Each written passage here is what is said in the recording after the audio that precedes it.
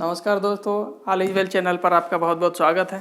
आज मैं फिर एक मोटिवेशनल स्टोरी लेकर आया हूँ, जिस स्टोरी में हम देखेंगे कि कम्युनिकेशन की वजह से हमारे बिहेवियर में क्या चेंजेस होते हैं, किस तरह से चेंजेस होते हैं। हमारी लाइफ में भी कुछ ऐसी घटनाएं होती है, कुछ ऐसे लोग जुड़े होते हैं जिनसे कम्युनिकेशन और मिसकम्युनिकेशन की वजह से हमारी लाइफ में हमारा खुद का बिहेवियर चेंजेस होता है और उसके बहुत गलत इम्पैक्ट भी होते हैं।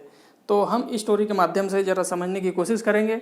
आइए चलते हैं, हम देखते हैं वीडियो के अंत तक बनी रही है। हम चर्चा करेंगे कि इस वीडियो में हमारे क्या गैप्स थे और हमारी लाइफ में हमें किस चीज़ को नहीं करना है या किस चीज़ को करना है, इस बारे में हम डिस्कस करेंगे। बहुत समय पहले की बात है। हरिपुर गांव में गोपीनाथ नाम का एक ब्राह्मण रहता था, जो पूजा पाठ करके अपना जीवन व्यतीत करता था। एक दिन गोपीनाथ दूसरे गांव में एक सेठ के घर पूजा करने के लिए गया।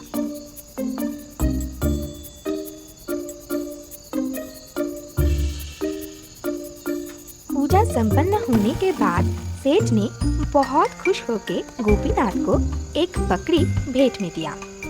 गोपीनाथ खुश होकर बकरी को अपने कंधे पे लेके वहां से चल पड़ा। अपने गांव की दिशा में जाने के लिए गोपीनाथ को एक जंगल से गुजरना पड़ता था। उस जंगल में 3 ठग रहते थे। तीनों ठग बहुत चालाक और बदमाश थे। उस जंगल से गुजरने वाले कोई भी इंसान को वो लोग बेवकूफ बना के उसका सारा सामान हड़प लेते थे।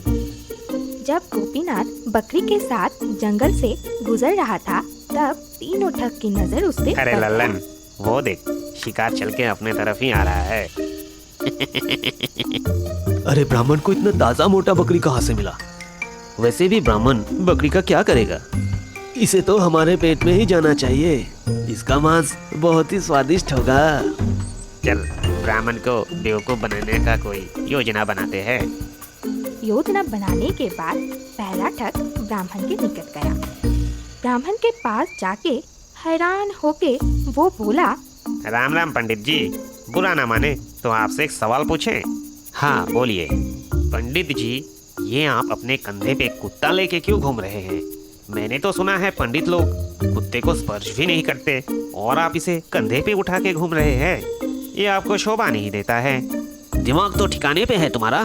बकरी को कुत्ता बोल रहे हो? जाओ जाओ, अपने आंखों का इलाज कराओ। अरे अरे अरे बुरा ना मानिए, मैंने जो देखा वही बोला, आगे आपकी मर्जी। ये बोल के पहला ठग वहाँ से चला गया। कुछ दूर जाते ही ब्राह्मण के सामने दूसरा ठग आ गया। छी छी, हे भगवान, ये मैं क्या देख रहा हूँ? क्यों, क्या हो गया? अरे आप एक ब्राह्मण होकर एक मरे हुए कुत्ते को कंधे पे उठाए फिर रहे हैं। आप ब्राह्मण होके ये काम कर रहे हैं? हे राम, क्या दिन आ गए। अंधे हो क्या? इतना मोटा बकरी तुम्हें कुत्ता नजर आ रहा है? पागल हो गए हो क्या?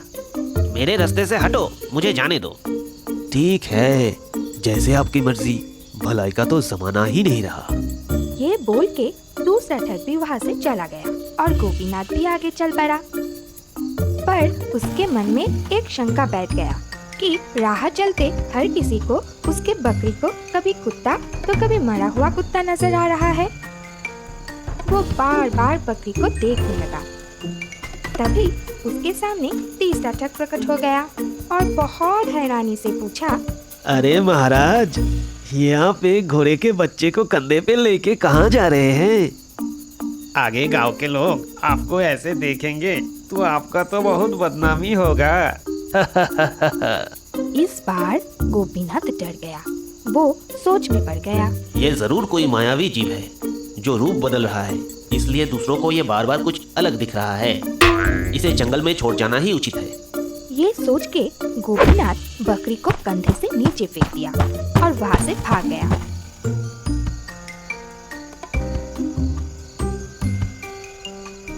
ब्राह्मण के चले जाने के बाद तीनों चलिए, तो आपने स्टोरी देख ही ली होगी और स्टोरी में देखा होगा कि 3 ठग किस तरह से एक पंडित का बिहेवियर चेंज करते हैं।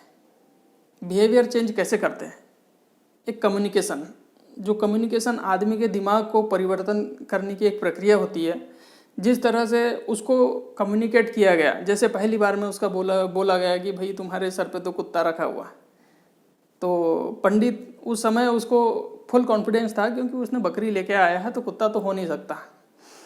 अगले स्टेप में जब एक नया दूसरा ठग उसको मिलता है और वो उसको बोलता है कि नहीं ये तो मरा हुआ कुत्ता है, वो कंफ्यूज हो जाता है। यहीं से शुरुआत होती है हमारे बिहेवियर में चेंजेस की। उसके दिमाग में एक बीज बोया गया, वो बीज बोया किसने? पहले पर्सन ने। वो अंकुरित हुआ कहाँ? दूसरे पर्सन के पास। फिर जब थर्ड पर्सन मिला उसने बोला कि अरे ये तो कुछ और जीव है, ये तो और कुछ जीव है। तो वो कंफ्यूज हो गया, उसको लगा कि रियली यार 3 व्यक्ति तो कभी गलत नहीं हो सकते, मैं गलत हो सकता हूँ, मैं हो सकता हूँ गलत। उसने ये सोच लिया, यही उसकी सबसे बड़ी गलती थी। इसकी वजह से उसने क्या किया? उसको हुआ नुकसान एक बकरी का, जो उसको अपने एक यजमान ने दिया था और वो उसको संभाल नहीं पाया। तो दोस्तों इस तरह से लाइफ में, हमारे भी लाइफ में कई सारे ऐसे ठग होते हैं जो हमारे आसपास घूम रहे होते हैं, जो हमें किसी न किसी तरीके से मिस कम्युनिकेट करते हैं, हमें अपने मार्ग से विचलित करने की कोशिश करते हैं। हमें खुद डिसाइड करना है कि हमें उनकी बातों पे विश्वास कितने % करना है, क्योंकि ज़िंदगी में कोई भी दूसरा व्यक्ति आपसे 100% सच्चाई कभी नहीं कहेगा, कोई भी नहीं कहेगा, क्योंकि वो आपके बारे में नहीं जानता, 100% कभी नहीं जानता, तो वो कैसे बताएगा। इसलिए अपने आप को आप खुद जानते हो, इसलिए आप खुद डिसीजन ले सकते हो। तो उसकी वजह से कभी भी अपने पॉजिटिव एटीट्यूड को नहीं छोड़ना है।